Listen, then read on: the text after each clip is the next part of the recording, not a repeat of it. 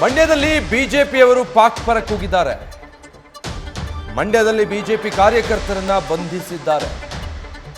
ಮಂಡ್ಯ ಪ್ರಕರಣದ ಬಗ್ಗೆ doctor G Parameshwar ಪ್ರತಿಕ್ರಿಯಿಸಿದ್ದಾರೆ. ನ್ಯಾಯ ಅನ್ನೋದು ಎಲ್ರಿಗೂ ಒಂದೇ ಅಲ್ವಾ? ಆಗ ಅಧಿಕಾರದಲ್ಲಿ ನಾವಿರಲಿಲ್ಲ, ಮಾಹಿತಿ ಪಡೆದಿದ್ದೇನೆ ಅಂತ ಬೆಂಗಳೂರಲ್ಲಿ ಗೃಹ ಸಚಿವ ಡಾಕ್ಟರ್ ಜಿ ಪರಮೇಶ್ವರ್ ಹೇಳಿಕೆ ಕೊಟ್ಟಿದ್ದಾರೆ.